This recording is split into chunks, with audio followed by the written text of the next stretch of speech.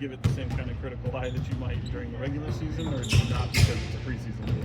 Well, it's more about habits right now. So you're looking at it, but I was coming in with the same energy if we'd have lost by 15 or won by 15. We're building.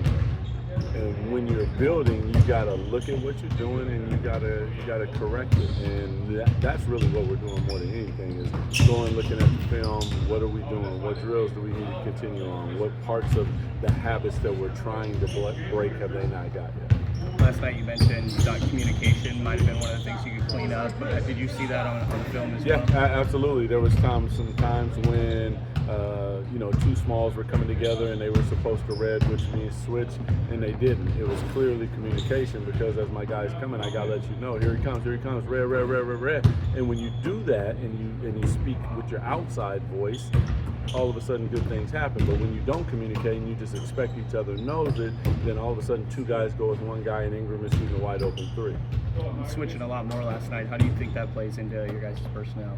No, I don't think we've been here since I got here. 1 through 4 is, switching 1 through 4, 1 through 5 is 1 through 5, 1 through 3. There's nothing different than we've done in the past.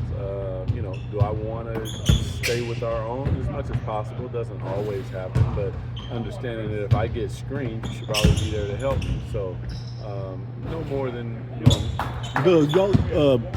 Kings had 11 blocked shots last night. What do you think about that part of the game? Some of those were contests from behind and different things. It's not like it's good, but that's not like the super part of our game that we're just like, we're shot blockers.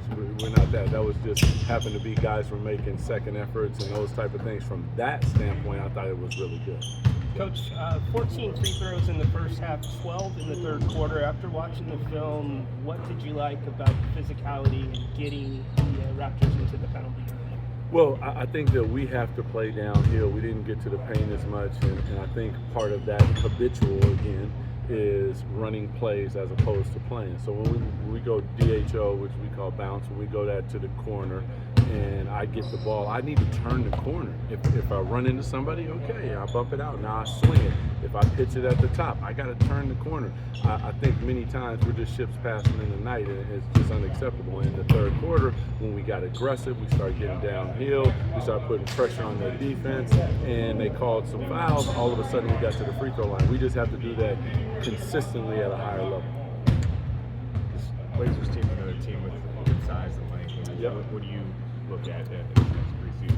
Really, I thought this first preseason game was about as perfect for us as we can get, because based upon the things that we were focusing on and what we want to do, you don't face teams like that often. Spectacular for us. And that's a quiz. Some people pass at a high level, some not. That's totally okay. Goes with the coaches as well. Now we look at this next game, very similar. So can we come out and get small wins? What we want to do is we want to win the first quarter. We want to keep them to under 30 points. Let's start there. You mentioned with only 4 preseason games, it's not a lot. You guys play 5, 6, and 8. Do you have the same approach playing the starters? Or do you envision anybody sitting? Or? No. Most likely just continue to bring them along, that by the time that we hit the first game, hopefully we're at, about what we want to see. But there's still some things that have to work their way out, and that's a work in progress. There is no magic potion for how you do that. Some guys don't play that much in the preseason and play great. Some guys play 16, 18 minutes in the first game, and by the last game they've kind of worked their way into it and they don't play in the last game. So it just depends. Along those lines, is there any with these remaining 3 exhibitions, is there such thing as a true dress rehearsal from what you want to see in any one of these contests? In every game there's a dress rehearsal. For our pregame routine, we're starting to dress rehearse, let's get it as close to what they're going to feel when they come in at 35 and how it feels when we're watching film when we're done. It's a step-by-step process. Same goes with shoot-around. What shoot-around feel like? First game, there were some things that we had to do in shoot-around that we won't normally have to do, and hopefully as we go forward we'll lose those things, so by the last game we get to your basic shoot-around so they can feel what it feels like. But that goes from every aspect of our organization. It's not just from stepping out on the floor and playing. Did you get a sense of the crowd, 16,000 people, what it means for them to have another season of Kings basketball? Well, you know, our fans are the best in the business. So for them, like just watching them file back in the building is a super exciting thing. Now we need to deliver to them what they expect to come see. That's probably the most important thing for me.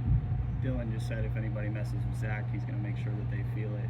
How much do you like having that mindset on your team? That's my guy. Thanks, Doug. Right on.